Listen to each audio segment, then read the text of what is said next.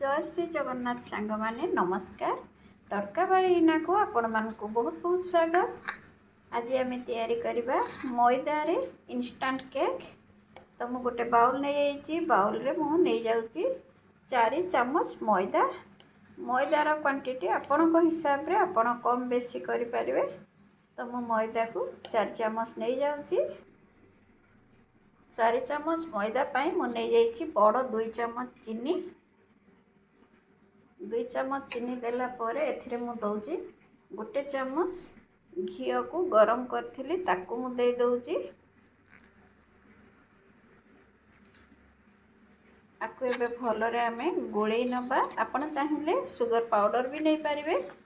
आकु टिके गोळेला परे आमे क्षीर को उषुम करके दबा। ठंडा क्षीर बिल्कुल देबेनी। ठंडा क्षीर देले केकटा बहुत सॉफ्ट हेनी। तो निहाती भाव में उषुम क्षीर ही देवे, ठंडा क्षीर देवेनि। आपको भलरे मिसई नौची। तापर आम क्षीर दबा। क्षीर देला परे व्हिस्कर रे मु मिसई नेबी। आपको भलरे मिसई नेइची।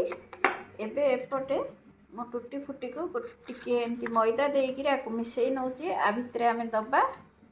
तापर मु क्षीर को देइकिरी आपको भलरे गोळेई नौची।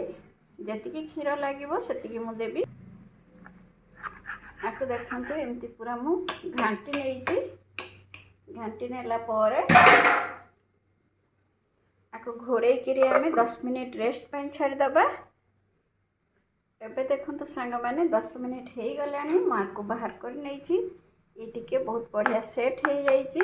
आमे एतिकी ही बेटर टाक रखिबा। आउ मोटा के पतला करबानी। एबे मु एथिरे मैदा गोळेई किरी सब टूटी फुटी गोळेई देइथिली ताकू मु दे दउची। देइकिरी आकु घांटी दउची।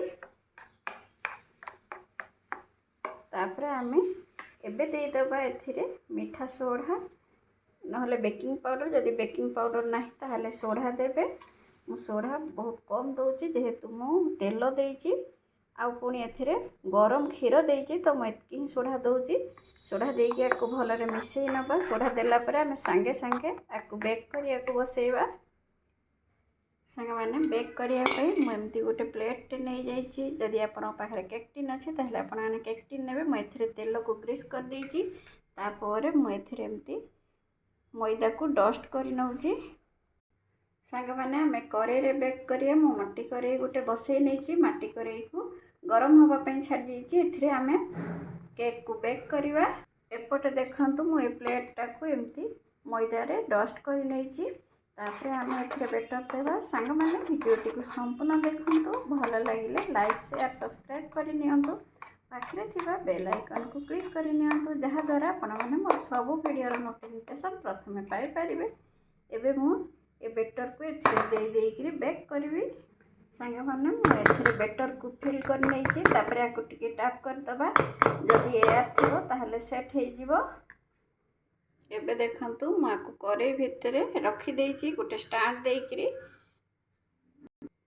सांगे माने आ ऊपर मु किछि टूटी फुटी को दे दउची। एमती सुंदर दिसिबो। एमती दे देले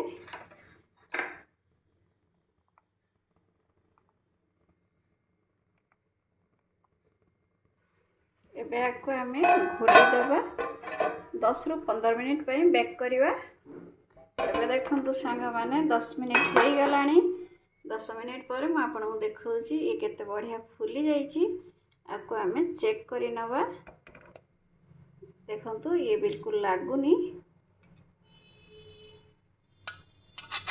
आ ए ऊपरटा मु छुंची जे पूरा सुखी गलानी। आकु आमे बाहर करिकिरी ठंडा करिया को 10 मिनिट छाड़ी दबा। एबे देखंतु सांगे माने ठंडा हला परे मु आकु बाहर करिकिरी देखौची। आकु आमे गोटे प्लेट एमती देइकिरी आकु उल्टेई नबा। एबे देखंतु मु आकु उल्टेइकिरी बाहर करि नेइची। आकु देखंतु ये केते स्पंजी हेइची। मु आकु काटिकिरी आपण मानकु देखौची।